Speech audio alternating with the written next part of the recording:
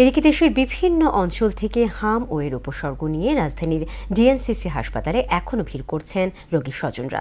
স্থানীয় চিকিৎসকদের রোগ নির্ণয় বিলম্ব এবং ভুল চিকিৎসায় জীবনের ঝুঁকি যেমন বাড়ছে, তেমনি হাসপাতালের লোকবল সংকটে ভোগান্তি দীর্ঘায়িত হচ্ছে।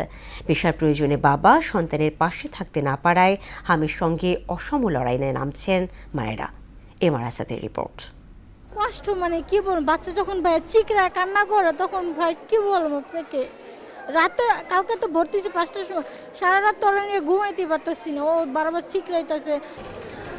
সন্তানের হাম আক্রান্তের বর্ণনা দিতে গিয়ে এভাবেই নিজের অসহায়ত্ব তুলে ধরেন একজন মা। স্বামী কাজের প্রয়োজনে ব্যস্ত থাকায় রাজধানীর ডিএনসিসি হাসপাতালে হামে আক্রান্ত শিশুকে নিয়ে প্রত্যেক মাকে নামতে হচ্ছে জীবন বাঁচানোর লড়াইয়ে। আমাদের যে পরীক্ষাগুলো দিছে, ওর আব্বু তো চাকরি করে, এখন আস্তে আস্তে না আসলে পরীক্ষাগুলো করাবো আমরা।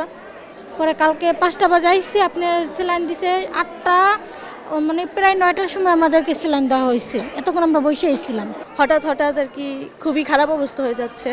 টয়লেট প্রচুর হচ্ছে, যেমন যার কারণে আবার শ্বাসকষ্ট হচ্ছে। নিজেদেরই বুঝে নিতে হয় আর কি, এটাই আর কি সবচেয়ে বড় হয়ে দাঁড়াইছে মায়েদের কাছে আর কি, সবচেয়ে বেশি চ্যালেঞ্জের। প্রত্যন্ত অঞ্চল থেকে আসা রোগীদের চাপ বাড়ছে এই হাসপাতালটিতে। অভিভাবকরা বলছেন স্থানীয় পর্যায়ে রোগ নির্ণয়ে সময়ক্ষেপণ হচ্ছে, ফলে বাড়ছে জীবনের ঝুঁকি। এমনকি ডিএনসিসি হাসপাতালেও ক্যানোলা পরানোর দক্ষ জনবলের ঘাটতির কথা জানান তারা। প্রত্যেকটা বাচ্চা এরকম হইতেছে যে কারো রক খুঁজে পাচ্ছে না, সে নাকি দিতে পারছে না, পায়ে কতক্ষণ ঘুরে হাত কতক্ষণ করে, এখন আবার হাতে ক্যানোলা পড়েছে, হাত ফুলে উঠছে। বাচ্চারা টলারেট করতে পারে খুব কম, আর এই বয়সে বাচ্চাদের হচ্ছে ভেইনগুলা সহজে কাজ করে না, খুঁজেও পাওয়া যায় না, সেজন্য ওদের খুব কষ্টর মাধ্যমে ক্যানোলা পড়ানো হয়। আর গায়ে ছোট ছোট দেখছি কি গোটা গোটা হচ্ছে। তারপর স্থানীয়ভাবে ডাক্তার দেখাইছে, উনি বললো কি যে আপনার এই অ্যালার্জি ঠিকা।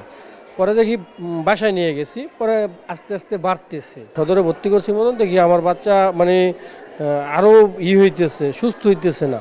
পরে ওনার কাছে আবার গেলাম, এবারে উনি ঢাকার ঠিকানা দিয়ে দিল এই হসপিটালের।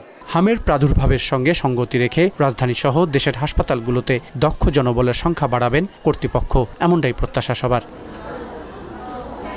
এমআর আসাদ, মোহনা সংবাদ, ঢাকা।